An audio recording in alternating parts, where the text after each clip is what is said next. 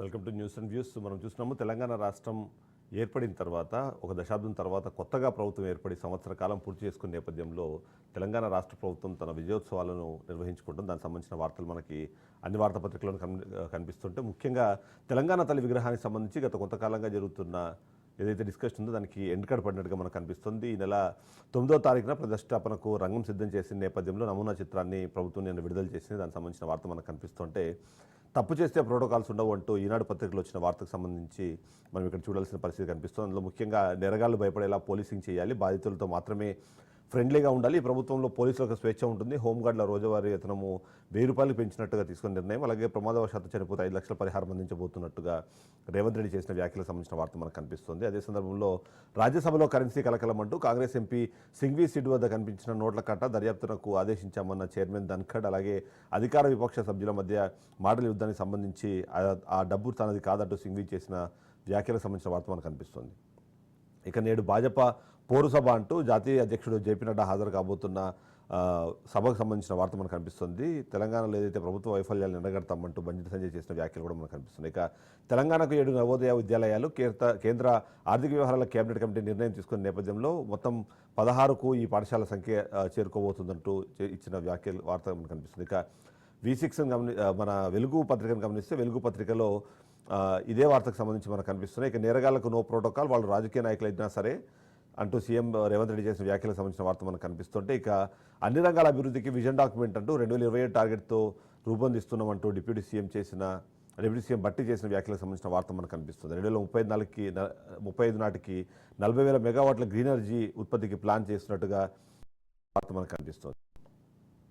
ఇక అదే సందర్భంలో అసైన్డ్ భూములపై హక్కులు త్వరలో నిర్ణయం తీసుకుంటామంటూ పొంగులేటి చేసిన వ్యాఖ్యలకు సంబంధించిన వార్త కూడా మనకు కనిపిస్తుంది.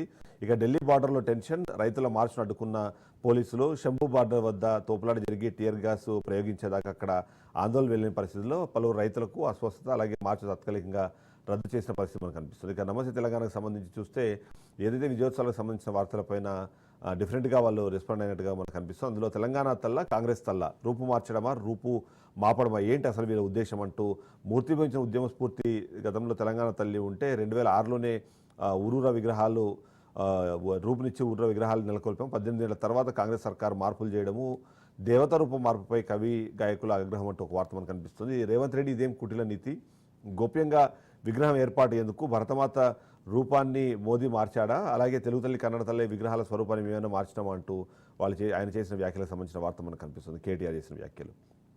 ఇక నివాళిపైన నిర్బంధమా, కేసీఆర్పై అక్కసుతోనే అంబేద్కర్కు అవమానం చేశారు అంటూ రేవంత్ కుసంస్కారంతోనే విగ్రహ దిగ్బంధం చేశారంటూ కేటీఆర్ చేసిన వార్త మనకు కనిపిస్తుంటే, ఇక యాదాద్రి విద్యుత్ తేజం కళల సాకారం, కేసీఆర్ కృషి ఫలితం ఇది, థర్మల్ పవర్ ప్లాంట్ సిద్ధమైనట్టుగా వస్తున్న వార్తలకు సంబంధించి తెలంగాణకు కొత్త వెలుగు రాబోతుంది. రాష్ట్ర అవసరాల దృష్ట్యా 4,000 మెగావాట్ల విద్యుత్ ప్లాంట్కు రూపకల్పన చేసినట్టుగా ఆయన చేసిన వ్యాఖ్యలకు సంబంధించిన వార్త మనకు కనిపిస్తుంది.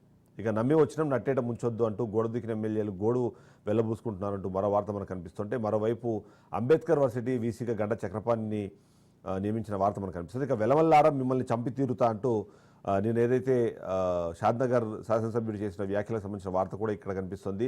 పక్కాగా పనిపడతాం, నేనే భౌతిక దాడులకు దిగుతానంటూ పరుష పదజాలంతో కాంగ్రెస్ ఎమ్మెల్యే శంకర్ దూషించిన వార్త మనకు కనిపిస్తుంది. సోషల్ మీడియాలో షాద్నగర్ ఎమ్మెల్యే వీడియో వైరల్ అయిన నేపథ్యంలో ఆల్ ఇండియా విలమ అసోసియేషన్ దాన్ని తీవ్రంగా ఖండించింది. అలాగే దోమలగూడ పోలీస్ స్టేషన్లో ఎమ్మెల్యే శంకర్పై ఫిర్యాదు చేసిన పరిస్థితుల్లో ఆ వార్త మనకు కనిపిస్తుంది. ఇక ఆంధ్రప్రదేశ్ వార్తలకు సంబంధించి చూస్తే, ఏదైతే ఆంధ్రప్రదేశ్ వార్తల్లో ఈనాడులో డీప్ టెక్నాలజీకి సంబంధించిన ఒక వార్త మనకు ప్రముఖంగా కనిపిస్తుంది. ఏదైతే డీప్ టెక్తో దూసుకెళ్తాము, ఏపీని నాలెడ్జ్ హబ్గా నిలబెట్టడమే లక్ష్యంగా ముందుకు వెళ్ళబోతున్నాం, 2047 నాటికి వృద్ధి రేటు 15% ఉండాలి, విశాఖలో ఏదైతే GFST సదస్సులో ముఖ్యమంత్రి చంద్రబాబు నాయుడు చేసిన వ్యాఖ్యలకు సంబంధించిన వార్త మనకు కనిపిస్తుంది. ఇక ఎక్కడి వారికి అక్కడే టిట్కో ఇల్లు, ముందుగా నిజమైన లబ్ధిదారుల ఎంపిక, అమరావతిలో R5 జోన్పై సర్కారు కసరత్తు, అనువైన స్థలాల కోసం NTR గుంటూరు జిల్లాలలో కలెక్టర్లు అన్వేషిస్తున్న నేపథ్యంలో ఆ వార్త మనకు కనిపిస్తుంది. ఇక రేషన్ బియ్యానికి సంబంధించి ఆ స్మగ్లింగ్పై సిట్ విచారణ నిర్ణయం తీసుకున్న నేపథ్యంలో ఆ వార్త కూడా మనకు కనిపిస్తుంది.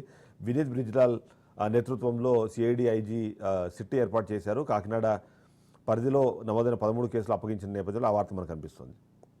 ఇక రెవెన్యూ సదస్సులో వైకా పాపాలు బహిర్గతం అవుతున్నాయంటూ మరో వార్త మనకు కనిపిస్తుంది. అందులో తొలి రోజున 645 సభల నిర్వహణ, తరలివచ్చిన రెవెన్యూ యంత్రాంగం, సమస్యలపై పెద్ద ఎత్తున వినతులు వచ్చాయంటూ ఆ వార్త మనకు కనిపిస్తుంది. ఇక ఆంధ్రజ్యోతి పత్రికను గమనిస్తే, ఆంధ్రజ్యోతి పత్రికలో కూడా చంద్రబాబు నాయుడుకి సంబంధించిన వార్తకు ఇచ్చారు, ఆప్షన్ ఇచ్చారు. అంతేకాకుండా బ్రదర్స్ బొక్కేశారు అంటూ ఖండాలు విస్తరించిన ద్వారంపూడి దందా సోదరుడు వీరభద్రారెడ్డి అనుచరుడు అగర్వాలే కీలకమంటూ వార్త మనకు కనిపిస్తుంది. ఇక రేషన్ లూటిపై సిటీ ఏర్పాటుకు సంబంధించిన వార్త కూడా మనకు కనిపిస్తుంది. ఇక నేడు మెగా పీటీఎం అంటూ రాష్ట్ర వ్యాప్తంగా 44,303 పాఠశాలలో నిర్వహిస్తున్న నేపథ్యంలో 1,20,00,000 మంది హాజరవుతారని అంచనా వేసుకుంటూ బాపట్ల మున్సిపల్ పాఠశాలలో సమావేశానికి సీఎం చంద్రబాబు, మంత్రి లోకేష్ ఏర్పాటు కాని నేపథ్యంలో అది కనిపిస్తుంది. ఇక శంభు నుంచి ఢిల్లీకి 101 మంది రైతుల పాదయాత్రకు సంబంధించిన వార్తను కూడా ఇక్కడ చేశారు. ఇక ఆధారాలు లేకుండా అరెస్ట్ అంటూ సాక్షి పత్రికలో వచ్చిన వార్తను మనం ఒకసారి చూద్దాము. వాంగ్మూలాలను సాక్ష్యాలుగా తీసుకోవాలంటారా, దర్యాప్తు చేయరు, ఆధారాలు సేకరించారంటూ నిందితులను మాత్రం నెలలు తరబడి జైల్లో ఉంచుతారా అంటూ, అంతేకాకుండా బెయిల్ ఇవ్వద్దంటూ అడ్డుకుంటారా అంటూ రాష్ట్ర తీరుపై హైకోర్టు తీవ్ర అసంతృప్తి వ్యక్తం చేసిందంటూ ఒక వార్త మనకు కనిపిస్తుంది. మరోవైపు ధాన్యం రైతుకు దగ అంటూ చరిత్రలో తొలిసారి సర్కారు దళారీ అవతారం ఎత్తింది, రైతుకు మద్దతు ధర కల్పించడంలో పూర్తిగా విఫలం చెందిందంటూ మరో వార్త కూడా మనకు కనిపిస్తుంది. ఇక దళిత గిరిజనుల ఇళ్లకు వెలుగులు పై ఒక సాక్షి ఎఫెక్ట్ అంటూ ఒక వార్త చూపించారు. ఇక అహోబిలేషుడి లడ్డూకు కమిషన్ పోటు అంటూ సరుకుల సరఫరా కాంట్రాక్టర్ను మామూలు అడిగిన టీడీపీ నేత ఇవ్వలేదని చెప్పడంతో కాంట్రాక్టు బంద్ చేయించిన వారం రోజులుగా ప్రసాదం కౌంటర్లు మూత అంటూ మరో వార్త కూడా మనకు కనిపిస్తుంది.